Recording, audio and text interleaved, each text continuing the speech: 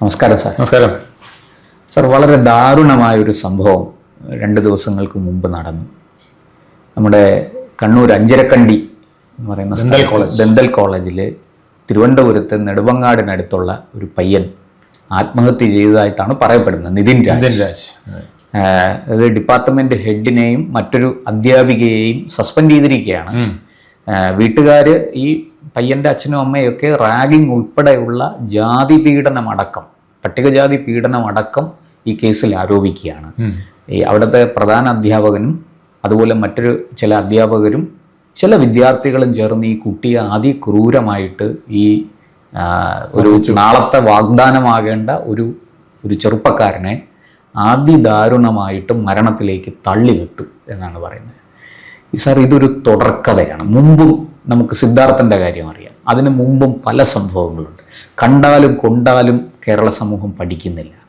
എന്താണ് സാർ ഈ ഒരു മരണവും ഇതിൻ്റെ പശ്ചാത്തലവും, ഇത് നമ്മുടെ ഈ വിദ്യാഭ്യാസ മേഖലയിൽ ഉണ്ടായിക്കൊണ്ടിരിക്കുന്ന ഈ മാറ്റങ്ങൾ എന്താണ് സൂചിപ്പിക്കുന്നത്? കേരളത്തിൽ വിദ്യാർത്ഥികൾ മാത്രമല്ല, അധ്യാപകരും സർക്കാർ ഉദ്യോഗസ്ഥരും പോലീസുകാരും എന്ന് വേണ്ട സാധാ ജനത്തിനെ പോലും ഒരു പകയുടെ പ്രതീകമാക്കി മാറ്റുന്നതിന് ഇടതുപക്ഷ കക്ഷികൾ വളരെയധികം അവരുടെ പ്രവർത്തനം സ്വാധീനം ചെലുത്തിയിട്ടുണ്ടെന്നുള്ളതാണ് ഞാൻ മനസ്സിലാക്കുന്നത്. കാരണം അവർ ജനങ്ങളെ കൈകാര്യം ചെയ്യുന്ന രീതി ഇടിയും അടിയും ഭീഷണിയും ഒക്കെ ആയിട്ടാണ് പലപ്പോഴും നടക്കുന്നത്. അത് കണ്ണൂർ മാത്രമേ പണ്ടുണ്ടായിരുന്നുള്ളൂ. കണ്ണൂർ പാർട്ടി ഗ്രാമങ്ങളിൽ മാത്രം നടന്നിരുന്ന ഒരു പ്രശ്നമായിരുന്നു. അതിപ്പോൾ ഏതാണ്ട് കേരളം മുഴുവൻ പാർട്ടി ഗ്രാമമാക്കാനായിട്ട് ഒരു 10 വർഷം കൊണ്ട് തീവ്രമായ പരിശ്രമം നടന്നുകൊണ്ടിരിക്കുകയാണ്. അവർ വിചാരിച്ചത് കേരളം മുഴുവൻ പാർട്ടി ഗ്രാമമായി കഴിഞ്ഞാൽ പിന്നെ ഈ ഭരണം ഒരിക്കലും നമ്മളെ പോകില്ല. പാർട്ടി ബംഗാളിലെ പോലെ നമുക്ക് പ്രശ്നം വരില്ല. ബംഗാളിൽ വന്ന പ്രശ്നം പോലും നമുക്ക് വരില്ല. കാരണം പാർട്ടി ഗ്രാമങ്ങളിൽ നിന്നും അങ്ങനെയാണല്ലോ. അവിടെ തന്നെത്താൻ വോട്ട് ചെയ്യുന്നു, തന്നെത്താൻ സ്ഥാനാർത്ഥിയെ നിർത്തുന്നു, ബാക്കി ആരും വരുന്നില്ല. ഇനി വന്നാൽ തന്നെ നാമമാത്രമായ വോട്ട് കിട്ടുന്നു, പോകുന്നു, ഇഷ്ടമുള്ള പോലെ കള്ള വോട്ട് ചെയ്യുന്നു, ശരിയായ വോട്ട് ചെയ്യുന്നു, അല്ലെങ്കിൽ പ്രിസൈഡിംഗ് ഓഫീസറെ വരട്ടുന്നു. കാര്യങ്ങളെല്ലാം നടക്കും, അവരുടെ കയ്യിൽ നിൽക്കുമായിരുന്നു. ആ തിയറി കേരളം ഒട്ടാകെ നടപ്പിലാക്കാൻ ഒരു തീവ്ര ശ്രമം ഈ 10 വർഷം കൊണ്ട്, അവസാനത്തെ 5 വർഷം വളരെ മൃഗീയമായിട്ട് നടപ്പിലാക്കാൻ ശ്രമിച്ചു. അതിൻ്റെ ഫലമായിട്ട് എല്ലാ മേഖലയിലും സർക്കാർ ഉദ്യോഗസ്ഥർ മുതൽ പോലീസ് ആവട്ടെ, കുട്ടികളോട് മാന്യമായി പെരുമാറുന്ന, സ്നേഹം പറഞ്ഞു കൊടുക്കേണ്ട അധ്യാപകരാകട്ടെ, എല്ലാവരും അതിക്രൂരമായ രീതിയിൽ പെരുമാറാൻ തുടങ്ങി. കാരണം ഇതെല്ലാവരും ക്രൂരരായി എന്നുള്ളതല്ല എൻ്റെ അർത്ഥം.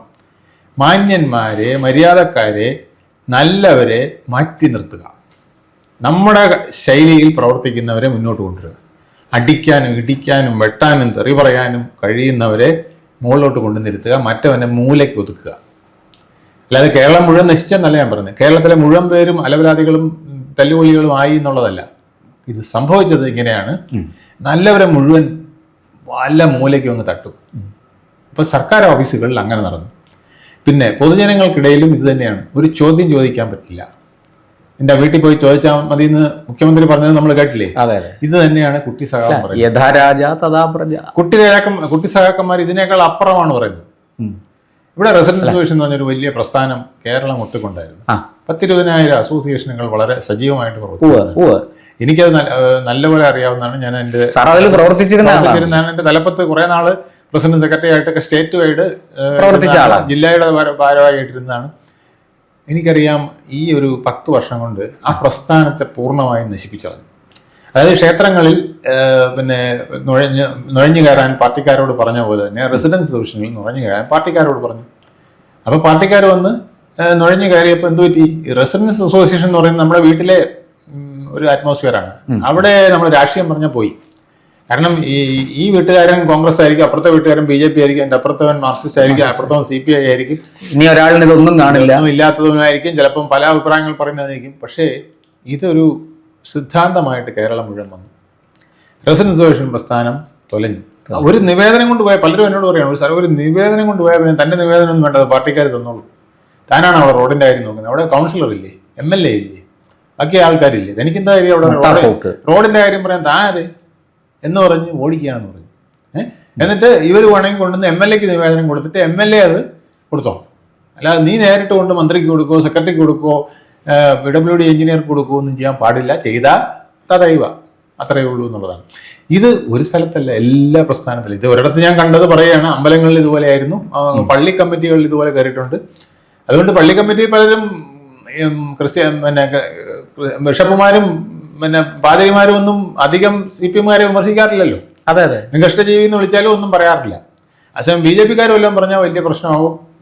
കാരണം അവർ കോൺഗ്രസ്സുകാർ പറഞ്ഞാലും കോൺഗ്രസ്സുകാർ പറഞ്ഞാൽ അതിനേക്കാൾ വലിയ പ്രശ്നമാവും. കാരണം ഏറ്റവും പാവങ്ങളായിട്ട് ഇരിക്കുന്ന അവരാണ്. അവർക്ക് ഇത്രയും പോലും BJP-ക്ക് പിന്നെ ഒരു സംഘടന സംവിധാനമുണ്ട്, മറ്റേത് അതുപോലും ഇല്ലാത്തവരാണ്. അവർക്ക് നല്ല രീതിയിൽ കിട്ടും. ഇങ്ങോട്ട് കയറി പോരാന്ന് പറഞ്ഞ് പച്ചയ്ക്ക് പറയും. അങ്ങനെ കേരളം പൊതുവിൽ ഇങ്ങനെ കോളേജുകൾ അതിന്റെ മൂർധന്യാവസ്ഥയിലെത്തി. കോളേജുകളിൽ സംഭവിക്കുന്നത് മാന്യത പറയുന്നവർക്ക് ഈ ക്യാമ്പസിൽ സ്ഥാനമില്ല, സദാചാരം പറയുന്നവൻ ഈ ക്യാമ്പസിലേക്ക് വരണ്ട എന്ന് പറഞ്ഞിട്ട് എഴുതി വയ്ക്കുകയാണ് ആ വിദ്യാർത്ഥി പ്രസ്ഥാനത്തിന്റെ പേര് വരെ. ഒന്ന് ആലോചിച്ച് നോക്കും. SFI എന്ന് എഴുതി വയ്ക്കുകയാണ്. ഞാൻ കണ്ടതാണ് ആ SM കോളേജിന്റെ അങ്ങോട്ട് കൊല്ലത്ത് ഫാത്തിമ കോളേജാണോ ആ റോഡ് സൈഡിൽ വരുന്നത്, ആ കോളേജിന്റെ അവിടെ ഞാൻ ട്രെയിനിൽ പോയപ്പോൾ കണ്ടതാണ്. ഞാൻ അതിശയം വിചാരിച്ചു പോയി. അപ്പോൾ ഒരാൾ എന്നോട് പറഞ്ഞു, അയ്യോ അധ്യാപന പറഞ്ഞ്, താങ്കൾ ഇത് ആദ്യമായിട്ടല്ലേ കാണുന്നത്, ഞങ്ങളുടെ എല്ലാ കോളേജിലും ഇത് വരുന്നു, സദാചാരം പറയരുത്, മാന്യത പറയരുത്, അതൊക്കെ മോശമാണ് എന്ന് വിദ്യാർത്ഥികളെ പറഞ്ഞു വെച്ചിരിക്കുകയാണ്. അതൊക്കെ ചില അടവുകളാണ്, ഇവരെ നമ്മളെ കീഴടക്കാൻ നടത്തുന്ന ചില അടവുകളാണ്. അത് സദാചാരം പറയുന്നതും മാന്യത പറയുന്നതും മര്യാദ പറയുന്നതും പാരമ്പര്യം പറയുന്നതും അച്ചടക്കം പറയുന്നതും ഒരു സ്നേഹ സംവിധാനം സ്കൂളിലുണ്ടാവണം, വീട്ടിലുണ്ടാവണം, പൊതു നിരത്തിലുണ്ടാവണം എന്നൊക്കെ പറയുന്നത് നമ്മളെ അടിച്ചൊതുക്കാൻ വേണ്ടി യവന്മാര് എന്താ പരമ്പരാഗതമായി ആചരിച്ചു വരുന്ന തന്ത്രമാണ്. അതിനെ പൊളിച്ചെഴുതിയാലേ നമുക്ക് രക്ഷയുള്ളൂ. അതാണ് വിപ്ലവം എന്ന് പറഞ്ഞു വെച്ചിരിക്കുകയാണ്. ഈ വലിയ ഒരു പ്രശ്നമാണ്, പ്രതിസന്ധിയാണ് ഇന്ന് കേരളം ഒട്ടാകെ നേരിടുന്നത്. സർ, അതായത് കേരളത്തിൽ ഈ പണ്ട് അങ്ങേക്കറിയാം, അങ്ങ് ചരിത്രം പഠിച്ചിട്ടുള്ള ആളാണല്ലോ, സെൽ ഭരണം എന്ന് പറയുന്ന ഒരു മാർക്സിസ്റ്റ് ശൈലി ഈ 10 കൊല്ലം കൊണ്ട് കേരളത്തിൽ ശരിയായി നടക്കും. സെൽ ഭരണം ഇത്രയൊന്നും ഒരു പ്രശ്നമില്ലായിരുന്നു. സെൽ ഭരണത്തിൽ ഒന്നേ ഉള്ളൂ, പോലീസുകാര് പാർട്ടിക്കാർ പറയുന്നത് കേൾക്കുള്ളൂ എന്നുള്ളത് മാത്രമേ ഉണ്ടായിരുന്നില്ല. സർക്കാർ ഓഫീസൊന്നും പാർട്ടിക്കാർ പറയുന്നതല്ല കേട്ടിരുന്നത്. സർക്കാർ ഓഫീസിലൊക്കെ നിവേദനം കൊണ്ട് കൊടുക്കാനും അവിടെ നിന്ന് ആനുകൂല്യം എടുക്കാനും ഒക്കെ സാധിക്കുമായിരുന്നു. സെൽ ഭരണത്തിൽ ഒറ്റ കാര്യമേ ഉള്ളൂ, പോലീസ് പാർട്ടി ഓഫീസായി മാറി. ഇത് തന്നെയാണ്, ഇത് കണ്ടാണ് കരുണാകരൻ പിന്നെ പഠിച്ചത്. കരുണാകരൻ പിന്നെ അധികാരത്തിൽ വന്നപ്പം അദ്ദേഹം ചെയ്തത് തന്നെയാണ്. ഒരു പുലിക്കോടനെ പിടിക്കും, പിന്നെ ഒരു ജയറാം പഠിക്കലിനെ പിടിക്കും, വേറെ ആരെങ്കിലും പിടിക്കും, പിന്നെ ഇങ്ങനെ അവരെ കയ്യിൽ വെച്ചിട്ട് ഈ മാർഷുകാരെ മുഴുവൻ അടിച്ചൊതുക്കുന്ന തന്ത്രമായിരുന്നു സ്വീകരിച്ചത്. പിണറായി വിജയൻ ഉൾപ്പെടെയുള്ളവരെ ഇടിച്ച് ഇഞ്ചിയാക്കിയിട്ടുണ്ട് അടിയന്തരാവസ്ഥ കാലത്ത്. അപ്പൊ ആ തന്ത്രങ്ങളെല്ലാം അദ്ദേഹം ഭരണത്തിൽ വന്നപ്പോൾ അതുപോലെ കാണിക്കുകയാണ്. എന്നാൽ തിരുത്തുകയല്ലേ ചെയ്യണ്ടേ? അതിനേക്കാൾ ഭംഗിയായിട്ട് രക്ഷാപ്രവർത്തനം എന്നുള്ള മട്ടിൽ അദ്ദേഹം നടപ്പിലാക്കുകയാണ് ചെയ്തത്. ഇതാണ് ഈ പാർട്ടിക്ക് വന്ന കുഴപ്പം, ഈ ഭരണത്തിന് വന്ന കുഴപ്പം, ജനങ്ങളിൽ അതൃപ്തി ഉണ്ടാവാനുള്ള കാരണം. ഇത് ഇനി പെട്ടെന്നൊന്നും പൊളിച്ചെഴുതാൻ പറ്റുമെന്ന് എനിക്ക് തോന്നുന്നില്ല. തലമുറയെ അങ്ങ് നശിപ്പിച്ചു കളഞ്ഞു, തലമുറ മൊത്തത്തിൽ നശിപ്പിച്ചു കളഞ്ഞു. നമ്മുടെ കേരള യൂണിവേഴ്സിറ്റിയിലെ വൈസ് ചാൻസലറെ ഡോക്ടർ മോഹൻ കുന്നുമലിനെ വളഞ്ഞു വെച്ച് കുട്ടികൾ ഇറങ്ങി വാട ഡാഷ് മോനെ എന്ന് വിളിച്ചുകൊണ്ട് അടിക്കുകയാണ്. അപ്പൊ അത് കുഴപ്പമില്ല, കാരണം മുഖ്യമന്ത്രിയും ഡാഷ് മോനെ എന്നല്ലേ പറഞ്ഞു. അപ്പൊ കഥ ആ കാറിന്റെ ഡോറിലിടിച്ച് പോലീസുകാര് സാക്ഷികൾ അവര് കാഴ്ചക്കാരായിട്ട് നിൽക്കുന്നു, TV-ക്കാര് ഇത് എടുത്തുകൊണ്ടിരിക്കുന്നു. എന്നിട്ട് കുട്ടികൾ പറയുന്ന ആഭാസതരവും മറ്റതും നാട് മുഴുവൻ കാണുകയാണ്. അപ്പൊ ഇതാണ് കേമത്തരം എന്നല്ലേ നമ്മുടെ കുട്ടികൾ പഠിക്കുന്നത്. ഇതുപോലത്തെ ഇത് മുഴുവൻ പേരല്ല, ഒരു കുറച്ച് വിഭാഗമേ ഉള്ളൂ. ബാക്കിയുള്ളവര് അവരുടെ കാര്യം നോക്കുന്നു, അവർ ട്യൂഷന് പോയി പഠിക്കുന്നു, കോളേജിലൊന്നും പോകുന്നത് അറ്റൻഡൻസിന് വേണ്ടി മാത്രമാണ്. എന്നോടൊരു അധ്യാപകൻ പറഞ്ഞു, ഒന്നിൽ കൂടുതൽ ആൾക്കാരെന്ന് പറഞ്ഞു, കോളേജിൽ അറ്റൻഡൻസ് വേണ്ടെന്ന് പറഞ്ഞാൽ ഒരു കുട്ടിയും വരില്ല. കാരണം അവർ പരീക്ഷ എഴുതാൻ മാത്രമേ വരുള്ളൂ. ഈ അറ്റൻഡൻസും ഇന്റേണൽ മാർക്സും ഉള്ളത് കൊണ്ട് മാത്രമാണ് കുട്ടികൾ കോളേജിൽ വരുന്നതെന്ന് പറയാം, പഠിക്കുന്ന കുട്ടികൾ. അല്ലെങ്കിൽ അവർ ഈ കോളേജ് ആശ്രയിച്ചല്ല പഠിക്കുന്നത്. എന്നിട്ടാണ് നമ്മൾ പറയുന്നത് മികച്ച അധ്യാപനം, മികച്ച കലാലയ അന്തരീക്ഷം. ഒരു വൈസ് ചാൻസലർക്ക് പുറത്തിറങ്ങാൻ പറ്റാത്ത അവസ്ഥ, തെറി പറഞ്ഞോടിക്കുക.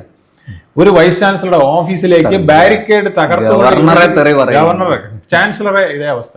അപ്പോൾ അനാർക്കി വന്നു കഴിഞ്ഞാൽ പിന്നെ ഒന്നും രക്ഷയില്ല. അത് സിദ്ധാർത്ഥന്റെ കേസ് വന്നപ്പോൾ പറഞ്ഞാൽ അത് ഒറ്റപ്പെട്ട സംഭവമാണ്, അത് അവിടെ കൊണ്ട് നശിക്കുന്നത്. സിദ്ധാർത്ഥന് ശേഷം 1000 സിദ്ധാർത്ഥന്മാർ വന്നിട്ടുണ്ട്, പഠിച്ചിട്ടില്ല. സിദ്ധാർത്ഥന് ശേഷം മരിച്ചത് ഒരു നിതിൻ രാജായി പോയി. സാർ, ഇതിനകത്ത് ഒരു കാര്യം എനിക്ക് ചോദിക്കാനുള്ളത്, എന്തുകൊണ്ട് ഈ പട്ടികജാതി വിദ്യാർത്ഥികളോട് ഇത്ര മൃഗീയമായി ഇവർ പെരുമാറുന്നു?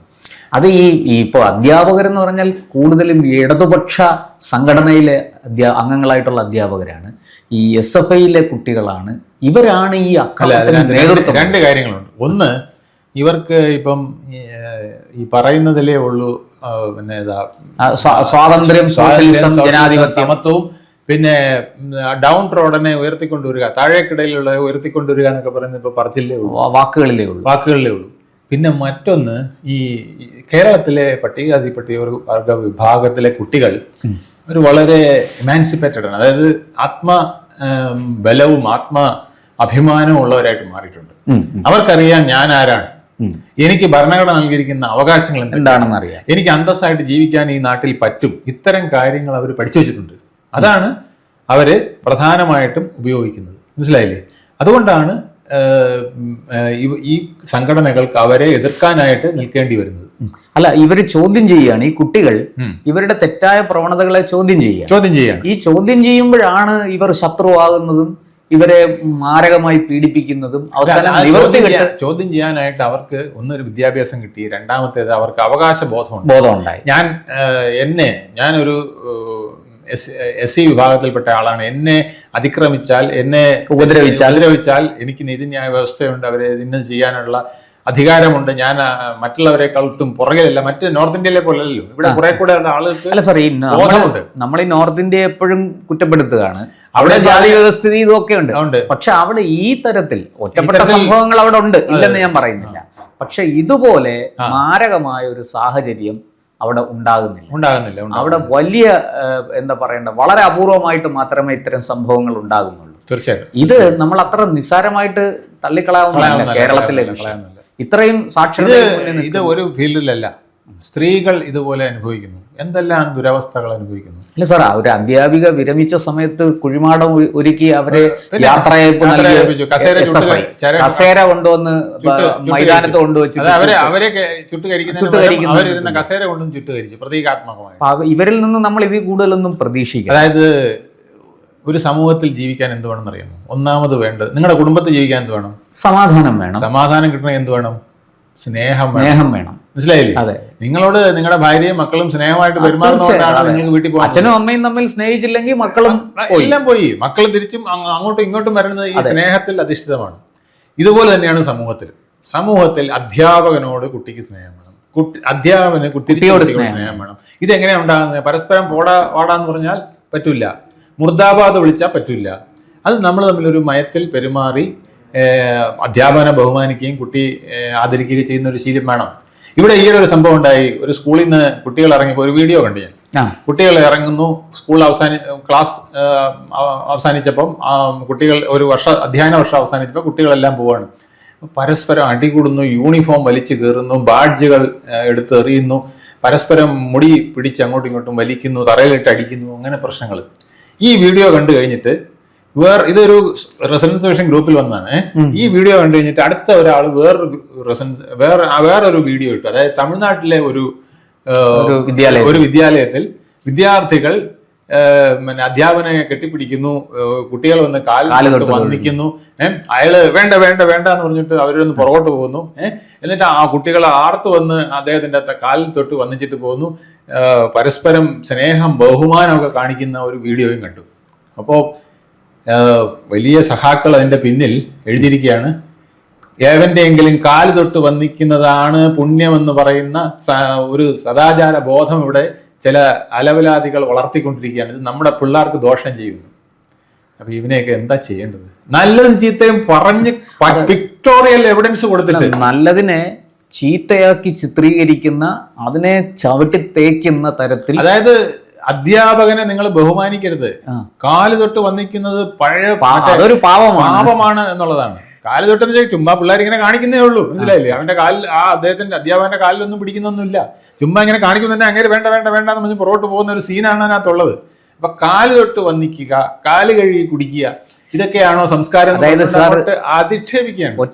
മറ്റേതാണ് ശരി, ഇത് തെറ്റ്. ഒറ്റ വാക്കിൽ പറഞ്ഞാൽ സനാതന മൂല്യങ്ങളോടുള്ള തികഞ്ഞ അരാജകത്വം. അയ്യോ, മനുഷ്യത്വം കാടത്വമാണ് കാണിക്കുന്നത്. മനുഷ്യത്വം പൂർണ്ണമായി നശിച്ചിട്ട്, മനുഷ്യത്വം എന്ന് പറയുന്നത് നമ്മൾ മൃഗങ്ങളിൽ നിന്ന് വ്യത്യസ്തമാണെന്നാണല്ലോ. നിങ്ങളുടെ കയ്യിലൊരു ചോര പൊടിയെന്ന് കണ്ടു കഴിഞ്ഞാൽ എനിക്ക് അയ്യോ എന്ത് പറ്റിയും ചോദിച്ചിട്ട് അത് തടുക്കാൻ അല്ലെങ്കിൽ തടയാനുള്ള ഒരു ശ്രമം നടത്തുന്നതിന് പകരം ഞാൻ ആ മുറിവ് കൂടുതൽ വർദ്ധിപ്പിക്കാനായിട്ട് ചോര കാണുമ്പോൾ എനിക്കൊരു ഇതാണ്, ആവേശമാണ്, ആക്രാന്തമാണ്. അതിനെ കൂടുതൽ വഷളാക്കാൻ, കൊല്ലാൻ, മുറിവേൽപ്പിക്കാൻ. ഇത് നമ്മൾ ആ പിന്നെ ഒരു സിനിമ നമ്മൾ കണ്ടല്ലോ, സന്ദേശം. ആ സന്ദേശം സിനിമയിലെ അതേ മെസ്സേജ് തന്നെയാണ്. അതായത് സഹോദരങ്ങൾ തമ്മിൽ സഹോദരങ്ങൾ അല്ലാതാക്കുന്നു രണ്ട് രാഷ്ട്രീയ പാർട്ടികൾ. ഒരു രാഷ്ട്രീയ പാർട്ടി ഇങ്ങനെയായിരുന്നു. ഇപ്പോ TK ഗോവിന്ദൻ പറഞ്ഞല്ലോ, എന്റെ ഭാര്യയെ എന്നിൽ നിന്ന് അകറ്റാൻ ശ്രമിക്കുന്നു പാർട്ടി.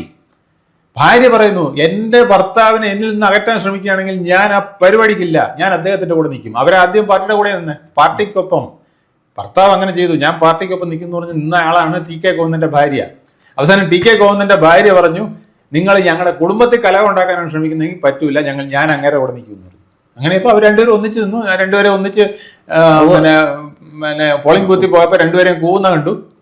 കണ്ടപ്പോ TK ഗോവിന്ദൻ എന്താണ് പറയാൻ പോയപ്പം പിന്നെ TK ഗോവിന്ദന്റെ ഭാര്യ പറഞ്ഞു, നിങ്ങൾക്ക് കുത്തണ ആളല്ല അത്, നിങ്ങളൊന്നും പറയണ്ട എന്ന് പറയുന്നു.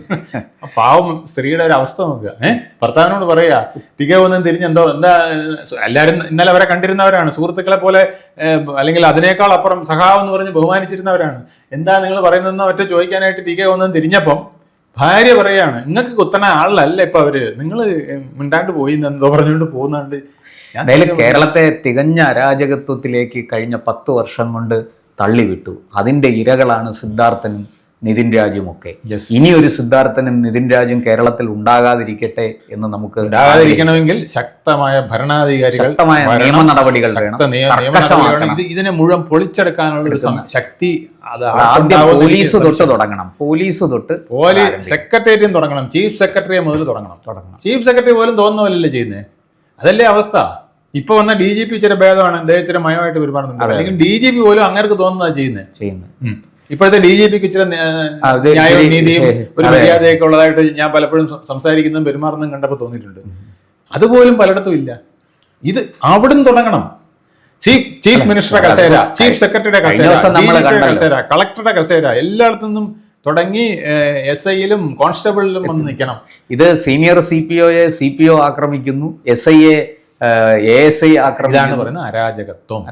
രാജാവില്ലാത്ത അവസ്ഥ, ഒരു രാജാവ് ഭരണമില്ലാത്ത അവസ്ഥ, നിയമമില്ലാത്ത അവസ്ഥ, മരണമുള്ള അവസ്ഥ. ഭരണമില്ലാത്ത അവസ്ഥ കഴിഞ്ഞാൽ മരണം വിളിച്ചു വരുന്ന അവസ്ഥയാണ്, ബലാത്സംഗം ക്ഷണിച്ചു വരുന്ന അവസ്ഥയാണ്. ആ അവസ്ഥ അല്ല, അത് നമ്മൾ കണ്ടല്ലോ. കായംകുളത്ത് ഒരു പെൺകുട്ടി അപകടത്തിൽപ്പെട്ട് ആ പെൺകുട്ടിയെ ആശുപത്രിയിൽ എത്തിക്കുന്നതിനിടയ്ക്ക് ഒരുത്തൻ ലൈംഗികമായി ഉപദ്രവിച്ചു. ഇതിനു മുമ്പ് നമ്മൾ കണ്ടതല്ലേ ആംബുലൻസിൽ ഒരു പെൺകുട്ടിയെ കോവിഡ് രോഗിയെ കൊണ്ടുപോകുമ്പോൾ അതിനെ പീഡിപ്പിക്കുന്നു. എന്നിട്ട് അതെല്ലാം ഒറ്റപ്പെട്ട സംഭവം.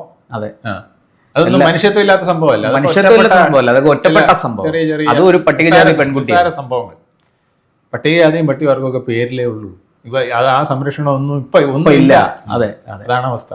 എന്തായാലും നമുക്ക് ആഗ്രഹിക്കാം ഇതിനൊരു മാറ്റം വരട്ടെ. മാറ്റം വരും. പക്ഷെ ആ മാറ്റത്തിന് ഈ തരം അനീതികളെയും അക്രമങ്ങളെയും ഒഴിവാക്കാനും പുതിയൊരു ക്രിയേഷനും ഉള്ള കരുത്തുണ്ടോ എന്നുള്ളത് എനിക്കറിഞ്ഞൂടാ. അത് നമ്മൾ കാത്തിരുന്ന് കാണണം. നന്ദി. കൂടുതൽ വാർത്തകളും വിശേഷങ്ങളും നേരിട്ട് ലഭിക്കാൻ ജനങ്ങളിൽ നിന്ന് ജനങ്ങളിലേക്ക് ജനഭൂമി ന്യൂസ് സബ്സ്ക്രൈബ് ചെയ്യൂ. ബെൽ ബട്ടൺ അമർത്താനും മറക്കരുത്.